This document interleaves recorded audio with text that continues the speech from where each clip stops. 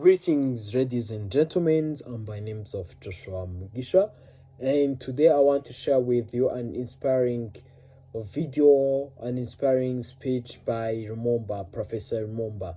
And in this video, I'm not going to talk about what he was talking about, but I'm going to summarize it like what was his idea, what he wanted us to believe, what he wanted to share with us.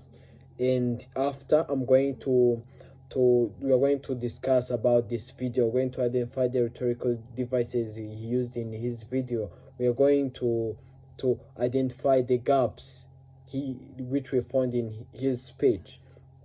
And moving forward, let me start by first summarizing his video. What was this video about? So this video, he was in Rwanda 5 years ago, and I don't know, it seemed to me like a meeting. It was a meeting with military. It was a summit of military leaders in different East African countries, like many military leaders in those in countries of East Africa.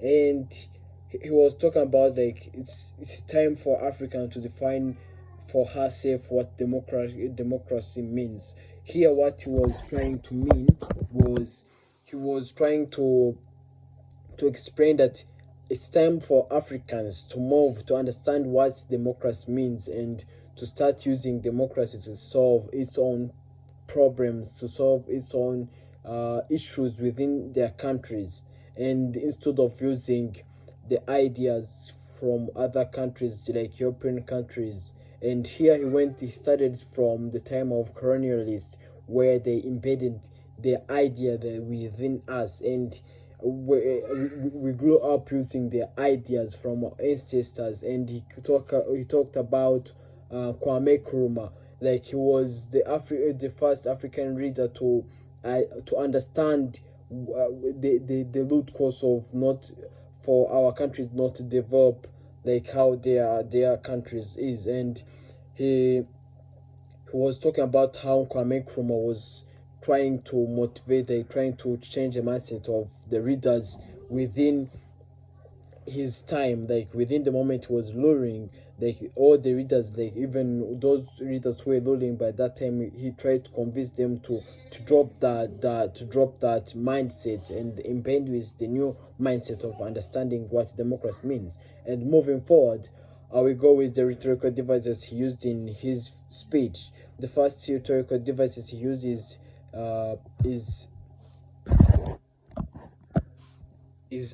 anaphor. So in his video he used anaphor, and let me play a shortly to understand the anaphor he used.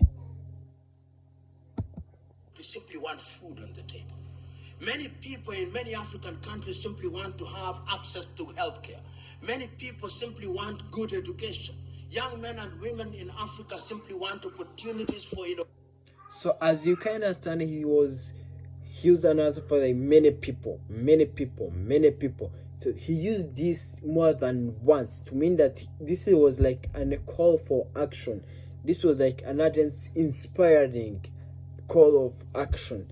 And another rhetorical devices he used a metaphor. Around the 10th minutes, he was explaining what democracy means, and he described democracy as a tool. This what he was trying to mean isn't like these tools we use, like these tools we can use in building, these tools we use in our daily life. He was describing democracy as a tool that can help people to improve their lives. So he was trying to make like democracy is like a tool which should help people to improve their lives. So this is another metaphor he used. He described democracy not relating it to tools. And lastly, on the part of rhetorical devices, another rhetorical device I was able to identify is anecdote. So anecdote here around 16th minute,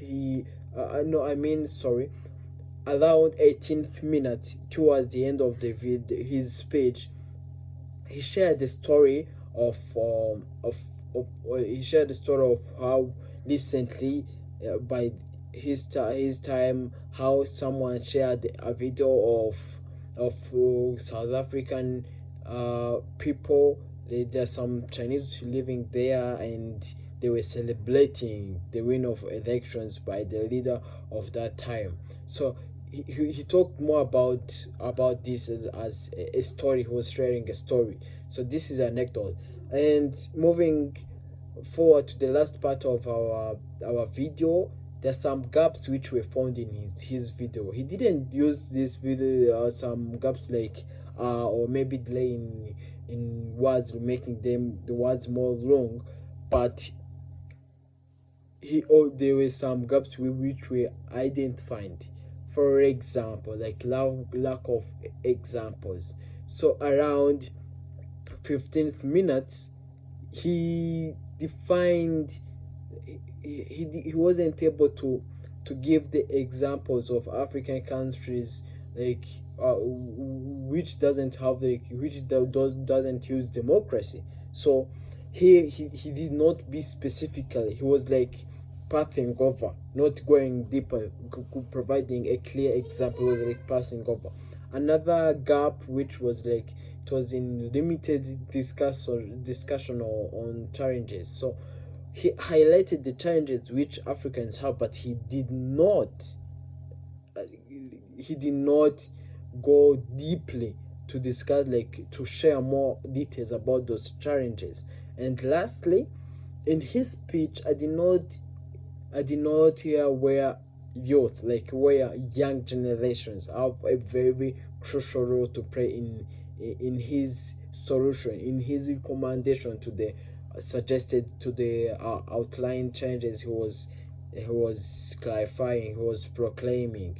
So I did not hear anything where this is a part of used to change this. He was saying that the readers, and so far as we know, most of the readers here in Africa, they're not young, like they're not youth. Most of them are grown up. So I did not hear the part of youth praying in his speech. So that's what I had for you today, and I hope and I want to thank you for your kind time. Thank you. That's what I had for you today. Thank you.